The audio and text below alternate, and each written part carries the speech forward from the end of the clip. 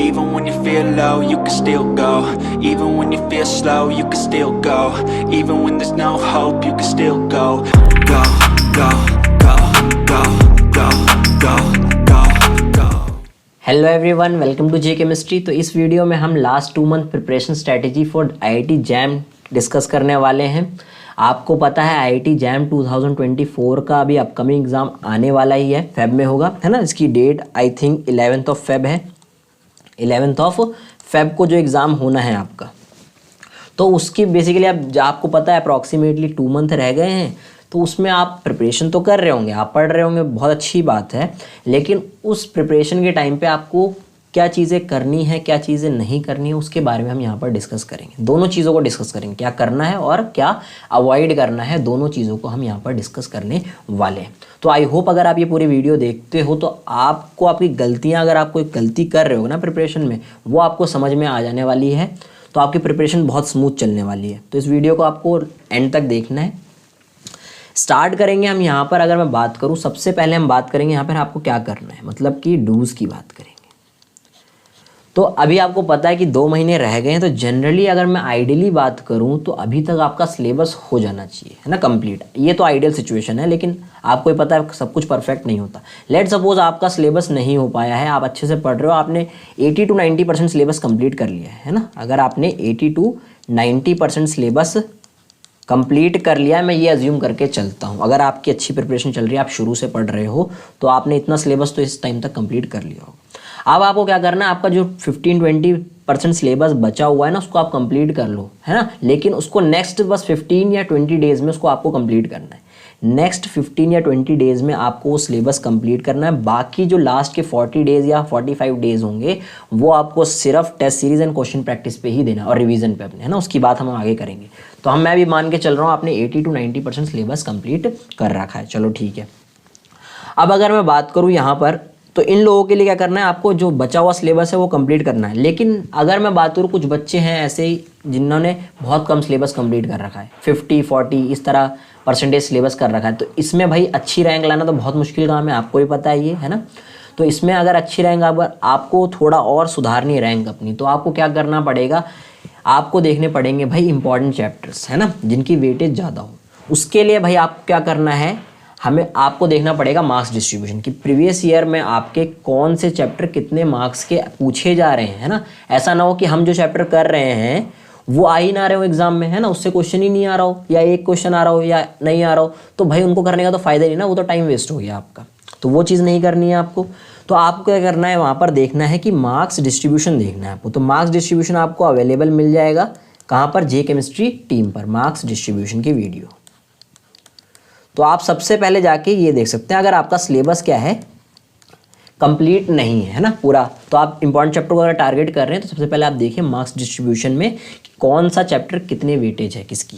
उसके बाद जब आप मार्क्स डिस्ट्रीब्यूशन देख लेंगे, आपको पता चल जाएगा कि मैंने कौन सा चैप्टर कर रखा है और मुझे आगे कौन सा चैप्टर करना है। तो आप उन चैप्टर्स पे फोकस करेंगे। लेकिन वही मैं बोलूँगा कि जो अगले 15-20 दिन है, उन्हीं में आपको पढ़ के ख़त्म करना है। उसके बाद आपको कुछ नया नहीं पढ़ना है, ये ध्यान रखना है ना। उसके बाद आपको क्या करना है, अब बात करते हैं कि रिवीजन की। अगर मान लो आप सिलेबस की तो बात हो गई, ये बात तो हमने कर ली किसकी, सिलेबस की, है ना।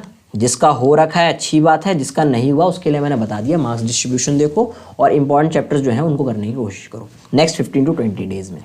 अब मैं बात करूँगा यहाँ पर रिवीजन की। रिवीजन में आपको क्या करना है भाई, मल्टीपल रिवीजन करनी है, मल्टीपल रिवीजन। एक बार आपने सिलेबस देख लिया, मतलब आपने लेट सपोज किसी का कोर्स ले रखा है या आप कहीं से भी पढ़ रहे हो, ठीक है, उसने आपने उसके नोट्स वगैरह सब बना रखे हैं। उसके बाद भाई रिवीजन का टाइम आता है ना, हम एक बार पढ़ लेते हैं, हम नोट्स बना लेते हैं, फिर हम रिवाइज करते हैं चीज़ों को, है ना। और आई होप आप लोगों ने क्वेश्चन भी साथ साथ प्रैक्टिस किए होंगे, वो भी ज़रूरी है, उसके बारे में बात करेंगे। मल्टीपल रिवीजन चाहिए आपको, मल्टीपल रिविजन्स। अब मल्टीपल रिविजन्स भाई कैसे करें, मल्टीपल का मतलब बार बार रिवीजन करनी है आपको। तो इसको भाई कैसे करें, तो भाई जब फर्स्ट टाइम आप कर रहे हो, फर्स्ट टाइम जब आप रिवीजन कर रहे हो, तब तो आपको भाई थोरो रिवीजन, मतलब कि कंप्लीट डिटेल ही रिवीजन करनी पड़ेगी ना। तब तो आप सीख ही रहे हो चैप्टर को, तो थोरो रिवीजन आपको करनी है, ठीक है। उस टाइम तो आपको डिटेल नोट्स पढ़ने हैं, एक एक चीज़ अच्छे से पढ़नी है, उसमें आपका लगेगा टाइम ज़्यादा, है ना। उसमें आपको मतलब एक दिन 1.5 दिन, बड़े चैप्टर्स होंगे 2 दिन भी लग जाएंगे रिवीजन में, लेकिन वो चीज़ आप कर लेना। एक बार जब थोरो रिवीजन कर रहे होगे तो यहाँ पर आपको क्या बनाने हैं भाई, शॉर्ट नोट्स बनाने हैं, इसका ध्यान में रखना है। शॉर्ट नोट्स ज़रूर बनाने हैं भाई। जब भी आप थोड़ा रिवीजन कर रहे हो तो आपको शॉर्ट वहाँ पे साथ साथ ही शॉर्ट नोट्स बनाते हुए चलना है, ताकि जब आप नेक्स्ट टाइम रिवीजन करो उसके बाद आपको सब क्या करना है, क्विक रिवीजन्स करनी है। क्विक रिवीजन में आपको क्या पढ़ने हैं भाई, शॉर्ट नोट्स ही पढ़ने हैं। इसीलिए बोल रहा हूँ जब थोड़ा रिवीजन कर रहे होगे, क्योंकि बार बार हमारे पास टाइम नहीं है कि हम बार बार डिटेल नोट्स पढ़ते रहें, इतना टाइम हमारे पास नहीं होता। लास्ट में हम क्या करेंगे, क्विक रिवीजन्स करेंगे। हम एक दिन में 3-3 4-4 चैप्टर को रिवाइज करने की कोशिश करेंगे, है ना। और ये रिवीजन जो होंगी वो साइकिल्स में होंगी, है ना। रिवीजन क्या करना है आपको, साइकिल्स में, मतलब ऑलमोस्ट 3 to 5 डेज 6 डेज के साइकिल्स में आपको सारे चैप्टर कोशिश करो रिवाइज करने की। क्योंकि अगर एक चैप्टर को रिवाइज करते करते काफ़ी गैप आ जाता है, 15-20 दिन अगर आप दे रहे हो गैप एक चैप्टर को रिवाइज करने के लिए, तो वहाँ पर आप फिर भूलने लग जाते हो चीज़ों को। तो वो चीज़ नहीं करनी है, अवॉइड करना है। साइकिल्स में रिवीजन करनी है, कोशिश करो कि लास्ट में आपको क्विक रिवीजन ही करनी है। फिर अब बात करते हैं भाई रिलेवेंट क्वेश्चंस की। फिर आपको प्रैक्टिस करने हैं रिलेवेंट क्वेश्चंस। रिलेवेंट क्वेश्चंस, अब ये रिलेवेंट टर्म ही क्यों यूज़ कर रहा हूँ भाई, क्योंकि आपको पता है मार्केट में बहुत क्वेश्चन अवेलेबल है, वो भी बात करेंगे हम आगे, वो डोंट्स में आ जाएगा आपका। तो यहाँ पर आपको करना है रिलेवेंट क्वेश्चंस प्रैक्टिस। जो चीज़ आप पढ़ रहे हो भाई उससे रिलेटेड क्वेश्चन ही ना, एग्जाम में तो वही पूछेंगे ना, उससे रिलेटेड क्वेश्चंस। जो आपका सिलेबस है उससे रिलेटेड क्वेश्चन पूछेंगे। तो सबसे भाई रिलेवेंट क्वेश्चन होते हैं आपके PYQ, ध्यान रखो। PYQ तो आपको सारे ही करने हैं जैम के, और साथ में आप इसमें प्लस कर सकते हो गेट के भी PYQ, है ना। क्योंकि जैम और गेट का जो पेपर होता है वो बहुत ही मतलब सिमिलर सा बनाने लग गए हैं वो, है ना। दोनों का लेवल ऑलमोस्ट सेम ही कर दिया उन्होंने। तो आपको गेट और जैम के PYQ करने हैं, ठीक है। कुछ अगर आपको रेफरेंस क्वेश्चंस मिलते हैं, रेफरेंस के साथ क्वेश्चंस मिलते हैं, तो वो आप बुक्स वगैरह से ट्राई कर सकते हो, लेकिन आपको लेवल जरूर देखना है ना। आप जैम के लिए पढ़ रहे हो तो आपको जैम लेवल के ही क्वेश्चंस करने हैं। अब गेट में ही बोल रहा हूँ मैं, तो कुछ टॉपिक जो गेट में है और जैम में नहीं पूछे जाते उसको आपको नहीं पढ़ना है, ध्यान रखना है, ठीक है। तो आपको उन्हीं क्वेश्चंस को प्रैक्टिस करना है जो रिलेवेंट है एग्जाम पॉइंट ऑफ व्यू से, फालतू ये क्वेश्चंस नहीं करने, ठीक है। अगर आपने कोई कोर्स वगैरह ले रखा है तो आपको वहाँ पर क्वेश्चन मिलते ही हैं, प्रीवियस ईयर क्वेश्चन सारे, है ना। वहाँ पर असाइनमेंट के फॉर्म में आपको क्वेश्चन मिलते हैं। अगर मैं जे केमिस्ट्री की बात करूँ, अगर आपने कोर्स ले रखा है तो वहाँ पर आपको जे केमिस्ट्री का पूरा क्वेश्चन बैंक है, वहाँ पर आपको असाइनमेंट दिए जाते हैं, सारे के सारे रिलेवेंट क्वेश्चन होते हैं, PYQ क्वेश्चन होते हैं। तो अगर आपने ले रखा अच्छी बात है, अगर नहीं ले रखा तो आपको प्रीवियस ईयर क्वेश्चन कहीं से भी मिल जाएंगे, आप कर सकते हो। ये तो बात हुई किसकी, क्वेश्चंस की। नेक्स्ट जो बात आती है भाई यहाँ पर आपकी, वो आती है किसकी, आपकी टेस्ट सीरीज़ की। अब आपने क्या किया, आपने सिलेबस कंप्लीट कर लिया, आपने मल्टीपल रिवीजन्स कर ली, आपने रिलेवेंट क्वेश्चंस भी प्रैक्टिस कर ली। और हाँ, क्वेश्चन जब प्रैक्टिस कर रहे होगे, जब आप पढ़ रहे होगे उस टाइम आप असाइनमेंट लगाते हो, है ना, उनको वहाँ पर आपसे जो क्वेश्चंस नहीं हो रहे थे ना, उन पे ज़्यादा फोकस करना है। जो क्वेश्चंस हो रहे हैं ठीक है, वो तो आप कभी भी देखोगे आपसे हो जाएंगे। जो क्वेश्चंस आपसे नहीं हो रहे हैं उन पे ज़्यादा फोकस करना है और उनको सीखना है। वो जो गलतियाँ उनको नोट डाउन करना है, और नेक्स्ट टाइम वो गलती ना हो। जब वो नेक्स्ट टाइम आप वो क्वेश्चंस देख रहे हो तो आपकी गलती नहीं होनी चाहिए, ये आपको श्योर करना है। ये तो बात हो गई इसकी। उसके बाद आती है भाई आपकी टेस्ट सीरीज़। टेस्ट सीरीज़ ये तो भाई बहुत ज़रूरी काम है। टेस्ट सीरीज़ तो बहुत ज़रूरी है आपकी प्रिपरेशन बूस्ट करने के लिए। आप अगर सारा सिलेबस 100% सिलेबस कंप्लीट कर रहे हो, आप क्वेश्चंस भी कर रहे हो, प्रैक्टिस आपने रिवीजन भी कर रखी है, लेकिन अगर आपने टेस्ट सीरीज़ नहीं दी है ना, तो आप कहीं ना कहीं पीछे रह जाओगे एग्जाम में। तो टेस्ट सीरीज़ बहुत ज़रूरी है ना। अब यहाँ पर देखो टेस्ट सीरीज़ क्या ऐसा सीन है कि टेस्ट सीरीज़ आप जे केमिस्ट्री से भी ले सकते हो, है ना। आ गई है टेस्ट सीरीज़, आपको अगर यहाँ से सही नहीं मिलती तो आप कहीं और से भी ले सकते हो, है ना, कोई दिक्कत वाली बात नहीं है। अब जे केमिस्ट्री में इसलिए बोल रहा हूँ क्योंकि भाई मुझे पता है ना, जे केमिस्ट्री टीम पे जो टेस्ट सीरीज़ है वो सारे के सारे रिलेवेंट क्वेश्चंस हैं, है ना। हमने खुद क्वेश्चन डाले हैं तो हमें पता है वो सारे के सारे क्वेश्चन जो हैं वो रिलेवेंट क्वेश्चंस हैं, रेफरेंस बुक से उठाए हुए क्वेश्चंस हैं, इधर उधर से कोई क्वेश्चन नहीं डाले हुए। बाकी मुझे टेस्ट सीरीज़ का नहीं पता, बाकी जगह की टेस्ट सीरीज़ का मुझे आइडिया नहीं है, इसलिए मैं आपको प्रेफर कर रहा हूँ कि आप जे केमिस्ट्री से अगर टेस्ट सीरीज़ लेना चाहते हो तो आप जे केमिस्ट्री से ले सकते हो। वहाँ पर अवेलेबल है, सारे के सारे रिलेवेंट क्वेश्चन मिलेंगे आपको वहाँ पर। तो भाई मल्टीपल रिवीजन किया आपने, रिलेवेंट क्वेश्चन प्रैक्टिस कर लिया आपने, असाइनमेंट वगैरह के प्रीवियस ईयर क्वेश्चन। उसके बाद आपको देने हैं टेस्ट, है ना। टेस्ट में आपको चैप्टर वाइज टेस्ट भी देने हैं और आपको फुल लेंथ टेस्ट लास्ट के 10-15 दिनों में तो आपको फुल लेंथ टेस्ट ही देने हैं। फुल लेंथ टेस्ट वाइज जिसमें पूरा का पूरा पैटर्न जो होता है वो जैम की तरह होता है, 60 क्वेश्चंस का, है ना। उसमें आपको MSQ भी मिलेंगे, NAT भी मिलेंगे और MCQ भी मिलेंगे। जनरली क्या होता है ना, जब हम करते हैं क्वेश्चंस तो हम MCQ तो अच्छे से प्रैक्टिस कर लेते हैं, हम MSQ और NAT में थोड़ा अटकते हैं। तो भाई ज़्यादा से ज़्यादा कोशिश करो कि आप MSQ क्वेश्चंस को प्रैक्टिस करो, है ना। MSQ से उससे आपके कॉन्सेप्ट भी अच्छे हो जाएंगे और आप एग्जाम में भी अच्छा परफॉर्म कर पाओगे, है ना। तो एमएसक्यू क्वेश्चंस पे आपको क्या करना है, ज़्यादा फोकस करना है। इस पे क्या करना है आपको, एमएसक्यू क्वेश्चंस पे ज़्यादा फोकस करना है। और यहाँ पर ध्यान रखना, जब भी आप टेस्ट वगैरह दे रहे हो तो आपको कैलकुलेटर जो यूज़ करना है वो जो वर्चुअल कैलकुलेटर होता है ना, वही यूज़ करना है। वर्चुअल कैलकुलेटर जो आपको जैम के एग्ज़ाम में दिया जाता है वो आप डाउनलोड कर सकते हो, वही यूज़ करने की कोशिश करो, उसी को प्रैक्टिस करो। ये मोबाइल वाले कैलकुलेटर को अवॉइड करना है, ठीक है। वर्चुअल कैलकुलेटर जो भी कैलकुलेशन करोगे आप, वो वर्चुअल कैलकुलेटर जो आपको मिलता है जैम के प्लेटफॉर्म पे, वही वाला यूज़ करना है घर पे, ताकि आपकी अच्छे से प्रैक्टिस हो जाए। इसलिए इस तरह से। तो ये तो बात होगी इसकी डूज की। और हाँ, टेस्ट सीरीज देने के बाद, अब यहाँ टेस्ट सीरीज दे रहे हो तो इसमें आपको अपनी क्या करना है, वीक एरियाज़ को एनालाइज करना है ना, एनालाइज वीक एरियाज़। अब टेस्ट सीरीज दे, ऐसा तो है नहीं कि आपने सारे उसमें 100 में से 100 मार्क्स लिया है ना। कुछ ना कुछ ऐसे टॉपिक्स होंगे जिसमें आपको क्वेश्चन नहीं आ रहा होगा। आपको वीडियो सॉल्यूशन तो प्रोवाइड होते हैं अगर आप यहाँ जे केमिस्ट्री से टेस्ट सीरीज लेते हो। तो वहाँ पर क्या होगा, आपको एनालाइज करना है कि मैं कहाँ गलत कर रहा हूँ, मेरी अप्रोच कहाँ गलत है। तो आपको क्या करना है, एनालाइज करना है यहाँ पर वीक एरियाज़ को, ठीक है।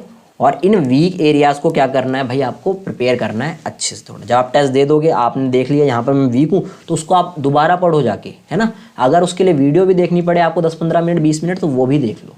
उससे आपका टाइम कोई वेस्ट नहीं होगा, आपको सीखने को मिलेगा। और जब गलतियाँ आपकी सुधर जाएंगी ना, तो आपका परफॉर्मेंस भी अच्छा हो जाएगा। आप देखोगे जैसे जैसे आप गलतियाँ सुधारते रहोगे ना, आपके टेस्ट में मार्क्स भी बढ़ते जाएंगे। इस चीज़ को ध्यान में रखना है। ये तो बात हुई किसकी, डूज की। अब हम बात करते हैं डोंट्स की, कि क्या आपको नहीं करना है।